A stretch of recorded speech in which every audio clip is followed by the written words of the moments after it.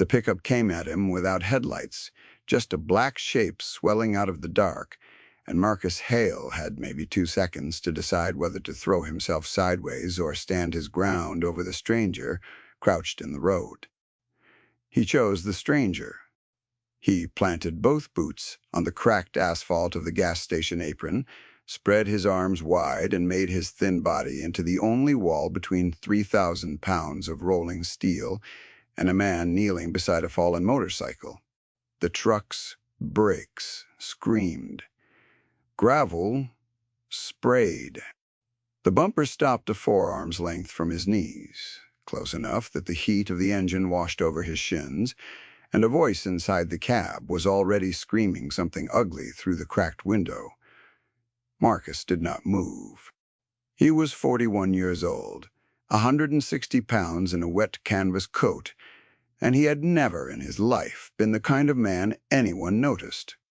He fixed small machines for a living, and he kept to himself, and he ate his dinner standing at the counter of a one-bay repair shop most nights, because going home to an empty apartment felt worse than the smell of solvent.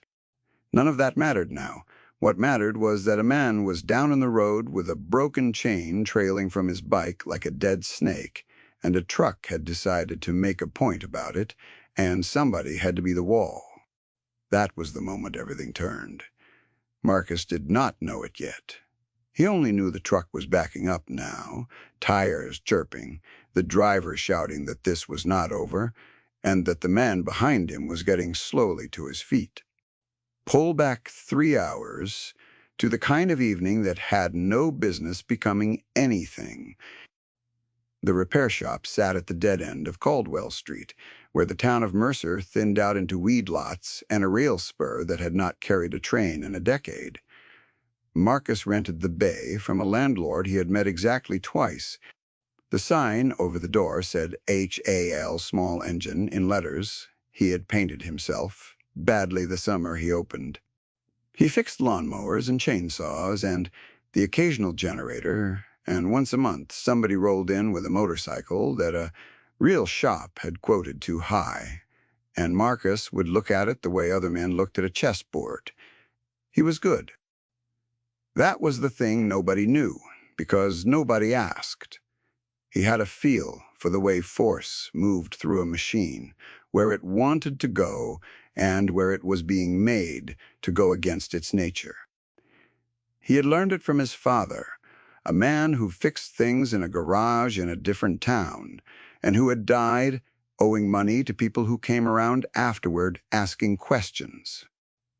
Marcus had paid those debts off over 6 years out of a sense of obligation that he could not have explained to anyone. When the last one was settled, he had felt nothing. He had simply closed the ledger and gone back to work. The light was going amber over the rail spur when he heard the motorcycle come apart. It was not a crash. It was worse in its way, a mechanical sound, a hard metallic snap, followed by the clatter of a chain whipping loose and the bike's engine racing free with nothing to bite. Marcus was at the door before he had decided to move. Down at the corner where Caldwell met the county road, a man was fighting a heavy touring bike to a stop, dragging one boot, the rear wheel locked and skidding, the broken chain flailing against the swing arm. The man got it stopped half on the shoulder and half in the lane.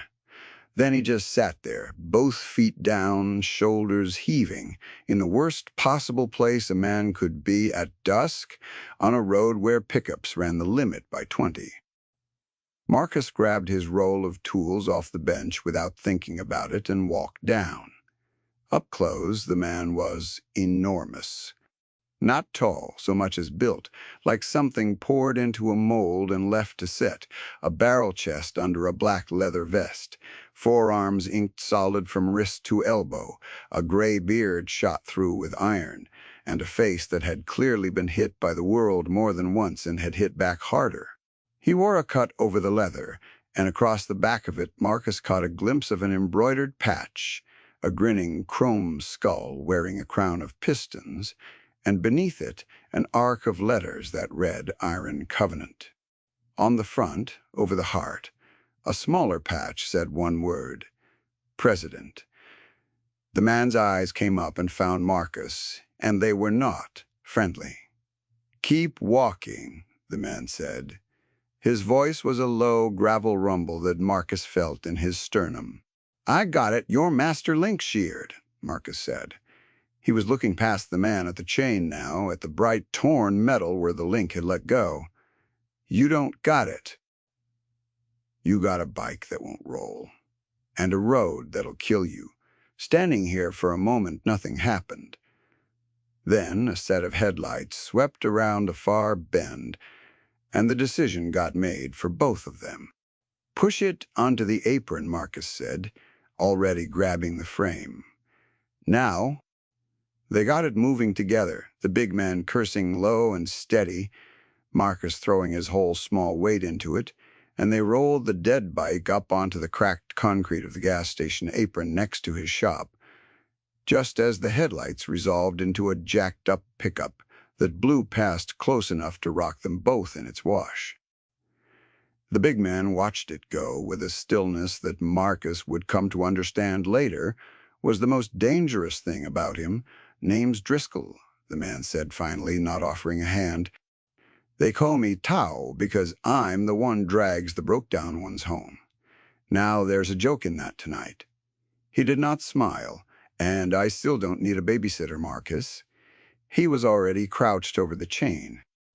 "And you don't have a master link. You have what's left of one. And there's no parts store within 40 miles open this hour. So your choices are, sit here in the dark, or let me try something stupid." Tao Driscoll looked down at him a long moment. "What kind of stupid?" Marcus held up his hand. Between two fingers was a fan of heavy black zip ties, the industrial kind, the kind rated for hundreds of pounds, the kind he used to bundle wiring harnesses and lash down loads. The kind that gets you 4 miles to wherever you keep your real tools. The biggest, hardest man Marcus had ever stood next to in his life let out a single short breath that might, in another man, have been a laugh. "Show me," he said. Here is what nobody understood about Marcus Hale, and what Tao Driscoll was about to learn. The trick was not the zip ties. Any fool could lash a chain. The trick was knowing exactly where the load wanted to travel when the wheel turned, and how to route a temporary link so that the force pinched the ties together instead of shearing them apart, so that every rotation tightened the fix instead of working it loose. It was the same thing his father had taught him in a different garage a lifetime ago. Make the machine want to hold itself together. Do not fight the force. Aim it. He worked for 20 minutes in the dying light. He cleaned the torn link out. Footnote: he found the 2 good links on either side of the break, and he bridged them, not with one tie, but with a woven cradle of 6, each one seated into the roller gaps so the chain's own tension would cinch them cross-laced. He greased the bridge from a tube in his roll. He spun the wheel by hand and watched the bridge ride through the sprocket teeth clean. No snag, no catch, the ties flexing and gripping exactly where he had aimed them. "Ride it slow," Marcus said, standing up, wiping his hands. "No hard throttle, it'll get you home. It won't get you to next week." Tao Driscoll crouched and looked at the bridge for a long time. He turned the wheel himself. He looked at the way the load pinched the ties tight on the pull side. When he stood back up, something in his face had changed, some recalibration, the look of a man revising an estimate. "Where'd you learn that?" he said. "My father." "He a wrench? He was a lot of things," Marcus said. "Mostly he was a man people came looking for after he was gone." Tao Driscoll held his eyes a beat too long. Then he reached into his cut and came out with a worn leather wallet, and Marcus put up a hand. "No," Marcus said. "I didn't do it for that. Everybody does it for something." Not everybody. He picked up his tool roll. "You're blocking my apron. Ride home careful." And that should have been the end of it. A small kindness on a dead-end road, the kind that evaporates by morning, the kind that nobody remembers. Marcus turned to walk back to his shop. That was when the black pickup came back without its headlights. He heard it before he saw it, the engine note dropping as it turned onto Caldwell, the deliberate stupidity of a man who had cut his own lights to make a point in the dark. Marcus turned, and the shape was already swelling toward them. Aimed not at the road, but at the apron, at the man crouched once more beside his bike, checking the bridge. And Marcus did the thing he could never afterward fully explain. He stepped between 2 seconds. The wall, the brakes, the bumper stopping at his knees, and the heat of the engine on his shins, and the voice screaming through the cracked window that he was a dead man, that they were both dead men, that nobody fixed a Covenant bike on Brackenland, and walked away. Then the truck reversed hard, swung around, and was gone into the dark, and the night was very quiet, and Marcus realized his hands were shaking. Toe Driscoll was standing now. He had not flinched. He was looking down the road where the truck had gone with that terrible stillness, and then he turned and looked at Marcus, and for the first time there was something in the big man's eyes that was not suspicion. "You don't know what you just did," Toe said quietly. "I know. A truck almost ran a man over in my road." "No." Toe shook his head slowly. "You stepped in front of a Bracken truck for a man you met 20 minutes ago. You don't even know my road." He came closer, and up close his voice dropped to something almost gentle, which on him was more frightening than the shout. "What's your whole name, slow?" "Marcus Hale." "Marcus Hale." Tao said it once, like setting a stone in place. "You're going to want to lock your shop tonight, and tomorrow you're going to come see where that bike was headed, because they know your face now, and that means the only safe place for you is the one place they won't come." He swung a leg over the bike, fired it, let it idle, the zip-tie bridge holding clean. "You did me a turn, now I owe you one. Out here, that's not a figure of speech." He rode off slow into the dark. Tail-eyed steady, and Marcus stood alone on his apron with grease on his hands and a name he had just learned ringing in his ears. Bracken. He did not know it yet. He would. He slept badly. Twice he got up and checked the lock on the bay door, and the second time he stood at the window, watching the empty street, sure he had heard an engine idling somewhere down past the rail spur. There was nothing there. There was only the sodium orange wash of the one street light in the dark between the weed lots, and his own face reflected in the glass, thinner than he remembered, older. He thought about not going. He told himself the smart thing was to keep his head down, fix his small machines, let the strange night fade into a story he never told anyone. Around noon, though, when a customer's truck pulled into the apron and Marcus felt his whole body lock up before he saw it was only old Ferris with his dead generator, he understood that the thing was already done. They knew his face. Tao had said so, and Marcus believed him. The smart thing and the safe thing were no longer the same thing. He closed the shop early and followed the directions Toe had left scratched on the back of a parts receipt, out the county road, past the grain elevator, down a gravel cut that ran along the river to a low cinder block building with a steel door and a gravel lot already filling with motorcycles in a long, disciplined row, chrome catching the late sun. Every bike nosed in at the same angle like soldiers dressed on a line. Over the door, a hand-painted sign read, "The Fevenant House." There was no other word on it. There did not need to be. Marcus parked his rattling work van at the far edge of the lot, feeling every eye that turned toward it, and walked across the gravel toward the steel door with his heart going hard.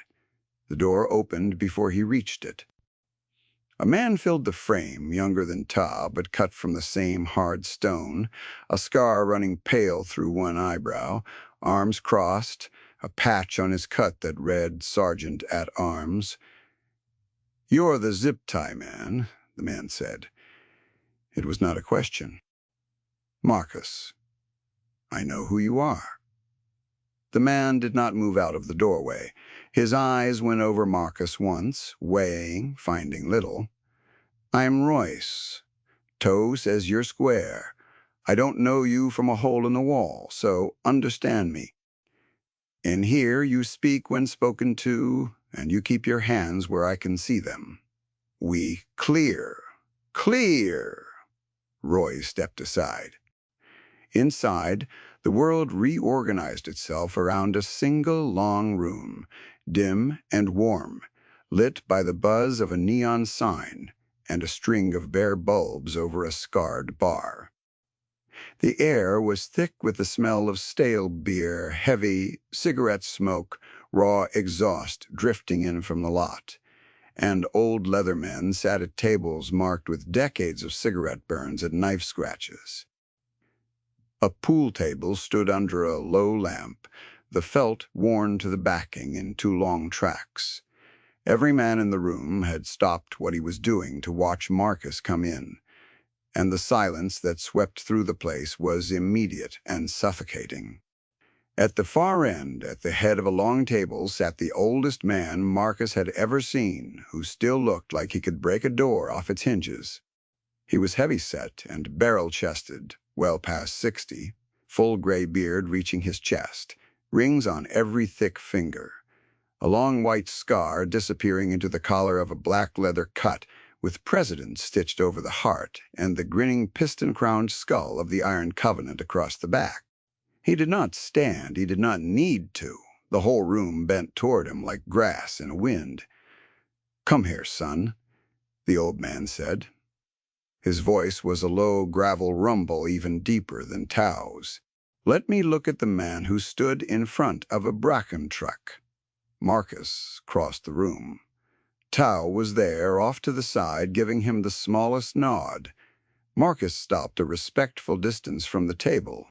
"They call me Casper," the old man said, "because I've been around so long, the law thinks I'm a ghost story." A flicker of dry humor crossed the weathered face and was gone. "You fixed Tao's chain with zip ties. He showed me how you did it. That's not a repair. That's a man who understands how a thing holds together under load." He leaned forward, and the rings caught the light. "So tell me, Marcus Hale, you understand how a thing holds together under load.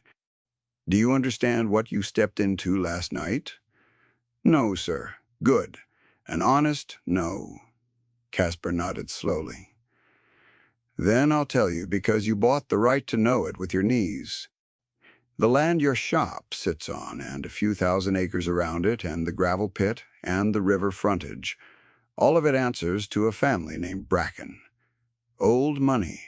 The kind that owns the zoning board and the sheriff's re-election and the man who decides whose permits get approved and whose get lost.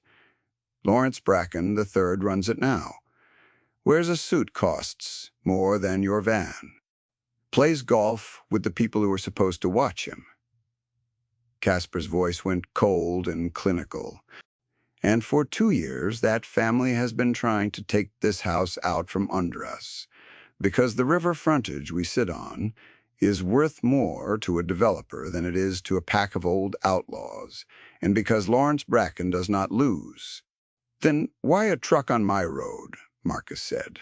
"Over a chain." "Because that truck wasn't about the chain. It was Royce, stepping up beside the table, arms still crossed. Tao rode out yesterday to meet a man who said he had something we needed. A document. Bracken's people have been running us off that meet for weeks. The chain breaking wasn't bad luck. Somebody filed that master link. We found the marks this morning." He looked at Marcus. They wanted Tow stranded and alone in the dark on an empty road. Instead, he got stranded next to the one man in the county, dumb enough to fix it and brave enough to stand in front of the cleanup. The room was very quiet. Marcus felt the weight of what he had walked in to settle onto his shoulders. "What document?" he said. Casper and Royce exchanged a look. Then the old man gestured, and from the shadows by the bar, a younger man came forward, lean and quick-eyed, a laptop bag slung across his chest, a patch on his cut that read simply ROAD Captain, though everyone in the room called him by another name. "This is Pell," Casper said. "We call him the Ledger because he keeps the count of everything, and lately he keeps the count of what Bracken's done." Pell set the laptop on the table and did not open it. "The man Tow was supposed to meet," he said, "used to keep books for a Bracken Shell Company. Before he got religion about it, he says there's a record. Payments routed through the gravel pit operation to 3 different inspectors and a county commissioner, going back 4 years. Kickbacks dressed up as equipment leases. If it's real, it's not a lawsuit, it's prison. For Lawrence Bracken and half the people who've been signing off on running us off our land." He finally looked up. "But the man's gone to ground. Bracken's people spooked him. And now they know we're close, which is why they're filing master links and running trucks at people in the dark."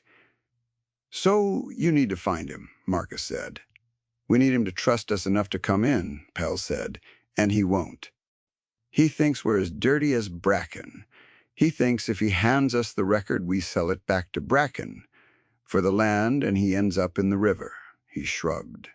"He's not entirely wrong to be careful. He doesn't know us." And there it was. The thing Marcus could do that none of these men could. He saw it the way he saw the load path in a broken chain, the way the force wanted to travel. "He's an accountant," Marcus said slowly. "A bookkeeper. A man who got scared of what he was part of and ran. He's not afraid of you because you're outlaws. He's afraid of you because you're loud and visible and the kind of people Bracken can point a sheriff at." He looked around the room. "He'll never come to a clubhouse, but he might talk to a man who fixes lawnmowers, a man nobody would ever connect to you, a man who's already invisible." Casper looked at him for a long, long moment. "Tow," the old man said without turning his head, "what did I tell you when you came in last night?" "You said the quiet ones are the ones to watch," Tow rumbled. "I did." Casper turned the full weight of his attention on Marcus. "You came here to be told how to hide. Instead, you're telling me how to win." He leaned back. "Understand what you're offering, son. If you do this, you're not invisible anymore. You're the seam they'll go looking for. You sure your knees are as smart as your hands?" Marcus thought about the empty apartment. He thought about 6 years of paying off another man's debts to people who came around in the dark. He thought about how it had felt to be a wall, just once for a stranger. "I'm sure," he said. What followed was 3 weeks that Marcus would remember in flashes for the rest of his life. The way you remember the first time you understood you were not the small thing you had always been told you were. Pell gave him a name, Daniel Whitfield, the bookkeeper, last seen renting a room above a feed store 2 towns over, then gone. Marcus did not chase him. He did the thing he knew how to do. He let it be known quietly, through the kind of small channels only a small man has, the parts counter, the diner, the laundromat, that Hale's small engine was looking for a part-time hand who was good with numbers and asked no questions and paid cash. He did not say a word about bikers. He did not say a word about Bracken. He just put out the word the way you put out a feeder and waited. And he kept fixing lawnmowers, and he kept his door unlocked in the daytime, and he stopped looking over his shoulder so that whoever was watching would see a man with nothing to hide. It took 11 days. A man came in on a gray afternoon, thin, hollow-eyed, a windbreaker zipped to the throat, asking about the job. He gave a false name. Marcus did not challenge it. He handed the man a carburetor and a bench and watched him take it apart with the neat, methodical hands of a man who organized things for a living. And at the end of the day, Marcus paid him $40 cash and said, "Come back tomorrow," and the man did. Marcus did not. For a week, he let Daniel Whitfield rebuild small engines in the back of his shop and say almost nothing. And he learned the shape of the man's fear by watching how he flinched at the sound of a big engine. And on the 8th day, when a customer mentioned the Bracken development going in down by the river, Marcus watched the bookkeeper's hands go still over the work, and he said, very quietly, not looking up from his own bench, "You don't have to be afraid of them in here. There's nothing in this shop they want." The man did not answer. He did not leave either. It went like that, slow, careful, aiming the force, not fighting it. Marcus told him the truth in small pieces, that he had met some men who were on the wrong side of the Brackens too, that they were not what the bookkeeper thought, that they were not for sale because the one thing they had that Bracken could never take was that they did not want what he wanted. He did not promise safety he could not give. He said only that he himself had stood in front of a truck for one of them, and they had not let him stand alone since. Meanwhile, the pressure came. It came the way institutional power always comes.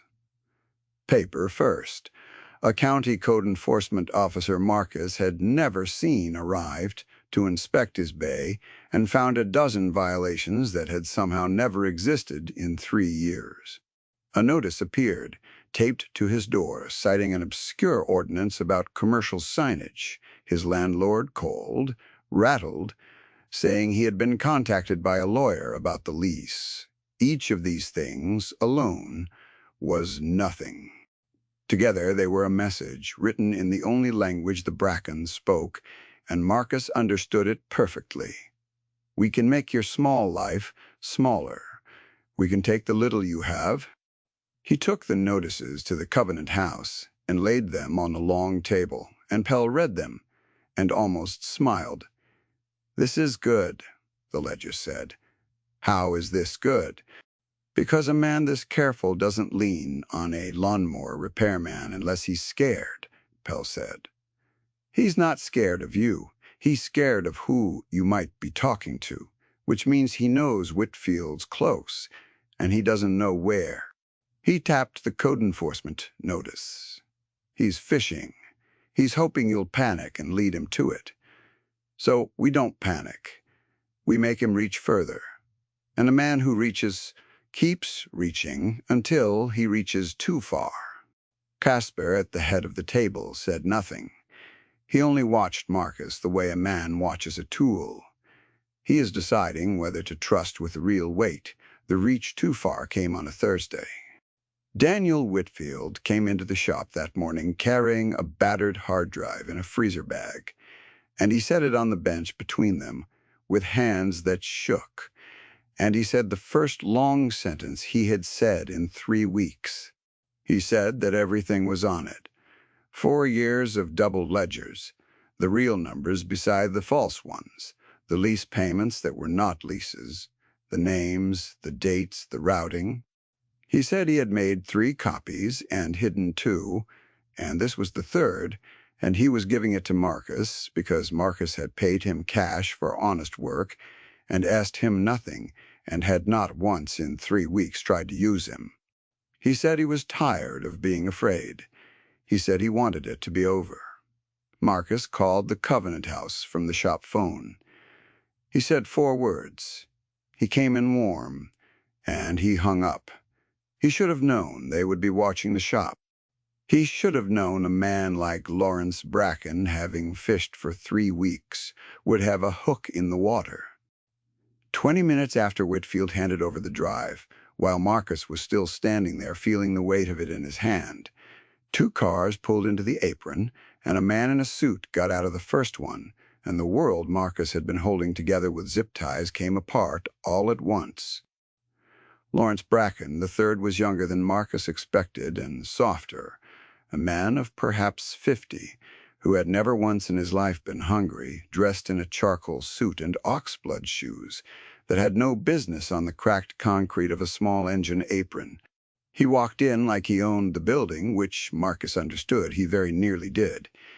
Behind him came 2 larger men in jackets cut to hide what was underneath, and they did not come in. They stood in the doorway and filled it.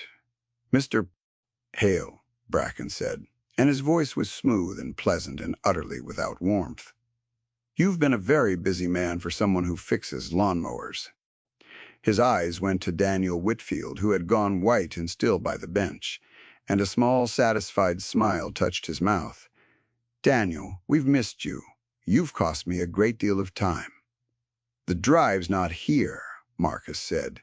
It was a lie, and it was in his coat pocket, and his heart was hammering so hard he was sure Bracken could see it. "He gave it to people you don't want to meet." "I know exactly who he gave it to," Bracken said pleasantly. "A pack of aging criminals living in a cinder-block box on land that's been mine for 2 years. On paper, whatever a judge eventually decides. Do you know what happens to evidence that passes through the hands of men with felony records? Hale, it becomes worthless. Chain of custody. It becomes the desperate fabrication of outlaws trying to extort a respectable family." He took a step closer, and the pleasantness peeled back just enough to show what was under it. "You're a small man who wandered into something he doesn't understand. I'm going to give you one chance to become invisible again. Tell me where Daniel's copies are. All of them, and I'll forget your name and your little shop, and the inspector will lose his notes. Or don't, and watch what I can do to a life as small as yours." And Marcus Hale, who had spent 41 years being nobody, who had paid another man's debts in the dark and felt nothing, who ate his dinner standing up, looked at the most powerful man he had ever met, and felt the fear in him turn into something else, something cold and level. He understood the load path. Now he understood exactly where the force wanted to go and how to aim it. "You shouldn't have come here yourself," Marcus said quietly. "And why is that?" "Because now you're on my apron, and there's a camera over that bay door I put up after a Bracken truck tried to run a man over 3 weeks ago, and it's been recording since you pulled in." Marcus had no idea if the cheap camera even worked. He had hung it in a panic the morning after the truck. He watched the words land anyway, watched Bracken's eyes flick up to the small black box, watched the first hairline crack appear in all that expensive composure. "And the other thing you shouldn't have done," Marcus went on, "is say all that out loud. About the inspector losing his notes, about forgetting my name for a price.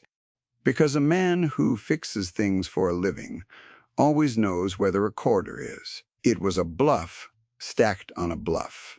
Still, Marcus had learned something standing in front of that truck. The biggest forces in the world can be stopped by a small thing placed in exactly the right spot. That was the moment the engines came.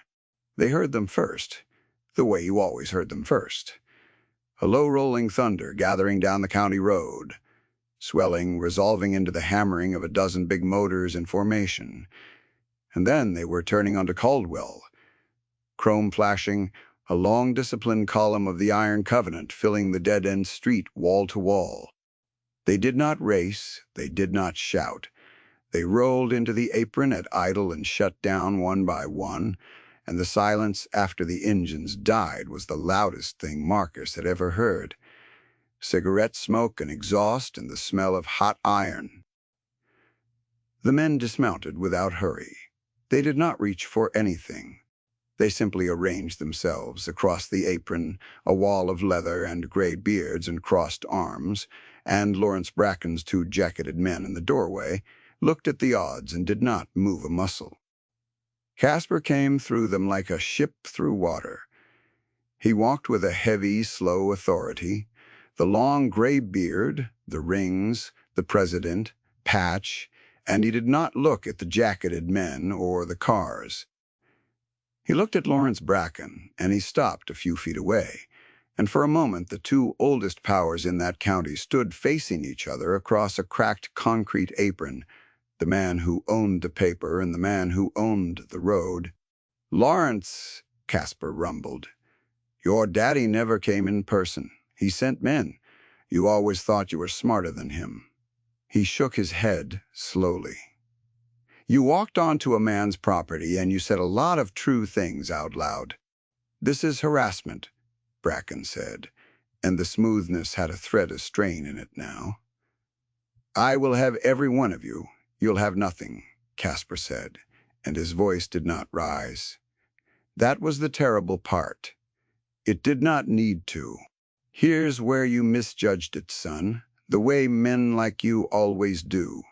You thought the danger was the evidence, the drive, the ledgers." He took one step closer. "The danger was never the evidence. The danger is that a frightened bookkeeper trusted a quiet man who fixes lawnmowers, and a quiet man who fixes lawnmowers trusted us, and now there are 4 copies of your life in 4 places you will never find, and a recording of you offering to bribe a county official, and 12 men who heard you do it." He let that sit. "You came here to make a small man smaller. Instead, you made him a witness, and you did it on camera." Marcus watched Lawrence Bracken III come apart. It did not happen all at once. It happened the way a structure fails once the load finds the flaw, slow, and then sudden. The smile went first, then the color. He looked at the camera over the bay. He looked at Daniel Whitfield, who was standing straighter now than Marcus had ever seen him. He looked at the wall of leather and understood, finally, that there was no permit to pull, no inspector to send, no judge to call. That, for the first time in his protected life, he was standing somewhere.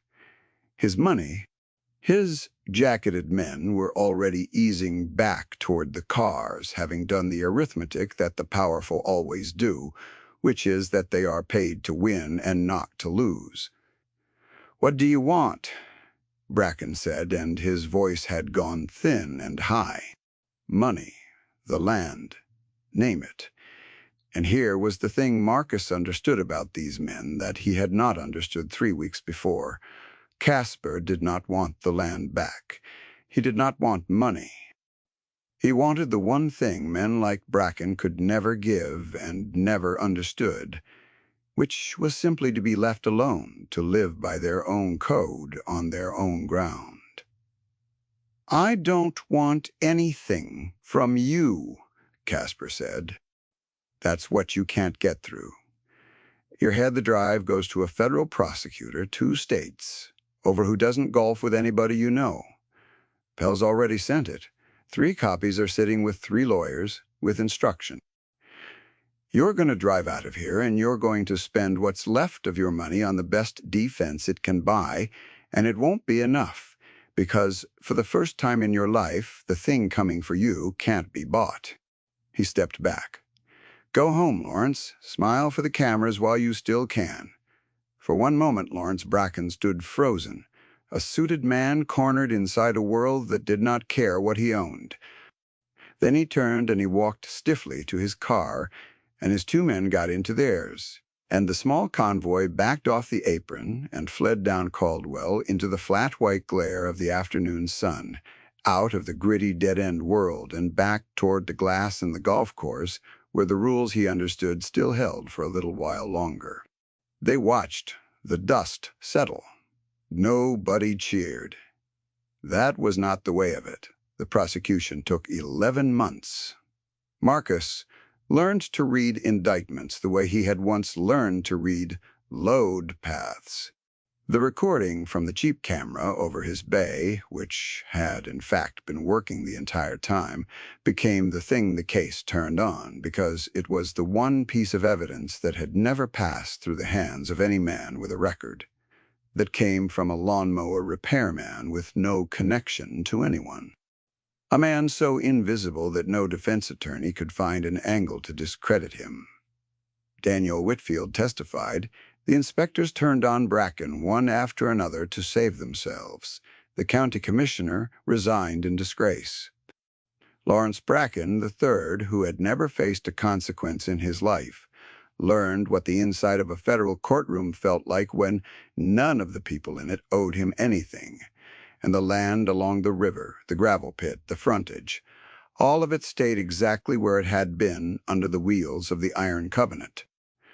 Marcus kept the shop. He kept fixing lawnmowers. Something had changed that did not change back, though, and it was not the thing he expected. It was a Friday evening in the fall, the light going amber over the rail spur the way it had the night the chain broke. When Tao Driscoll rolled into the apron on the touring bike, the chain long since properly repaired, and shut it down and sat there a moment looking at the badly painted sign over the door. Then he reached into his cut and came out with something and walked over to where Marcus stood wiping his hands in the bay door. It was a leather cut, not a member's cut. Marcus understood that. Not the full patch a man rode years to earn. Across the back, where a road name would go, someone had stitched in careful block letters 2 words, zip tie. And beneath it, smaller, a single word that Marcus had to look at twice before he understood. Friend. Casper had it made. Toe rumbled, says a man who stands in front of a truck for a stranger, and then beats a Bracken with a lawnmower camera, doesn't get to call himself nobody anymore. He held it out. You don't have to ride. You don't have to come around. But understand what this is. Anybody in 3 counties sees you in this. They know whose you are. They know what happens to anyone who touches you. He almost smiled. Out here, that's not a figure of speech. Marcus took the cut. It was heavier than it looked. He thought about the empty apartment and the dinners eaten standing up and the 6 years of paying off a dead man's debts to people who came in the dark, all the small, invisible years, and he understood that the thing he had been missing his whole life was not safety. He had always been safe in his smallness. The thing he had been missing was this: to be claimed, to be somebody's. He did not put it on right away. That would come later, on cold mornings over the canvas coat. He just held it, and Toe stood with him in the bay door, and neither of them said anything because the warmth between men like that is never said. It is shown. Down the road, the one streetlight buzzed on against the dusk, and somewhere past the rail, Spur, a motorcycle, was idling. But this time Marcus did not flinch, because he knew now whose engine it was, and he knew it had come for him. He hung the cut on a nail by the bench where he could see it while he worked, next to the roll of zip ties. If you have ever been the quiet one, the small one, the one nobody noticed, and you wondered whether standing up for a stranger could ever amount to anything, let the story sit with you a moment before you go. Then do the small brave thing the next time it asks you. You never know whose road you are standing on. If this story moved you, stay a while and pass it on to someone who needs to hear it.